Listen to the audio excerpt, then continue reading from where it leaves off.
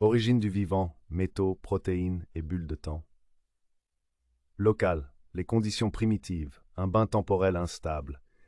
À l'aube de la Terre, les fumeurs hydrothermaux libéraient des flux riches en métaux lourds, fer, cuivre, zinc, soufre et molécules prébiotiques.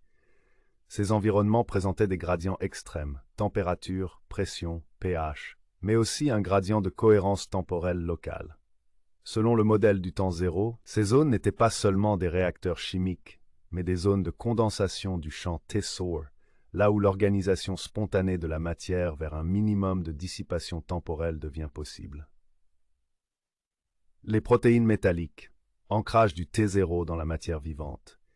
Très tôt, des structures moléculaires ont émergé capables de lier des métaux à des chaînes organiques, les métalloprotéines, fer-soufre, cytochrome, cuprine.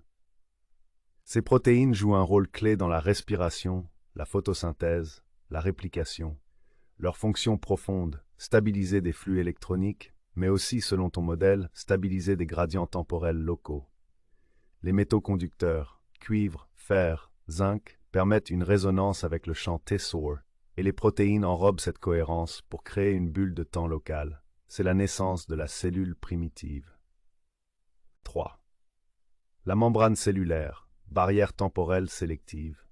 La membrane lipidique qui entoure les premières cellules a deux fonctions. Physique, séparer le milieu intérieur du chaos extérieur. Temporelle, maintenir la cohérence du T local interne. C'est un véritable isolant temporel qui protège la cellule des perturbations extérieures tout en laissant filtrer certaines oscillations, ions, protons, photons, en phase avec le T-zo interne. Chaque cellule peut être modélisée comme une cavité de résonance temporelle contenant une densité élevée de zérions cohérents organisés autour des réseaux métalliques internes, centre fer-soufre, chaîne respiratoire.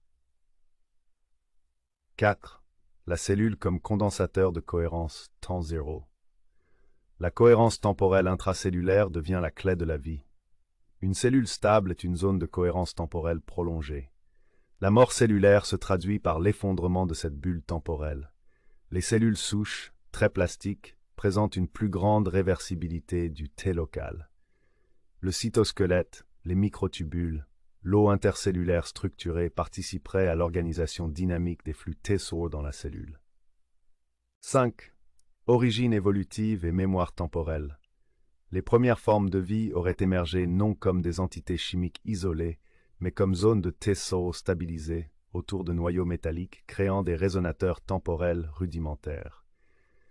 L'évolution aurait ensuite consisté à raffiner cette cohérence, en diversifiant les protéines métalliques, en renforçant la barrière membranaire, en organisant l'information génétique comme structure d'optimisation du T local. 6. Conséquences expérimentales et testables. Spectroscopie ou IRM quantique pourrait détecter des différences de cohérence temporelle entre cellules saines et malades. Les fumeurs hydrothermaux peuvent être revisités comme zone de résonance T-SOR, pas seulement chimique. L'ajout de métaux conducteurs ou de matériaux comme le zérium dans des cultures cellulaires pourrait stabiliser ou prolonger le T local. Dans cette perspective, la vie n'émerge pas seulement de la chimie, mais d'un alignement subtil entre la matière, l'énergie et le temps. Les métaux ont servi d'encre temporelle, les protéines de scaffold de cohérence et la membrane de barrière isolante contre la dissipation temporelle.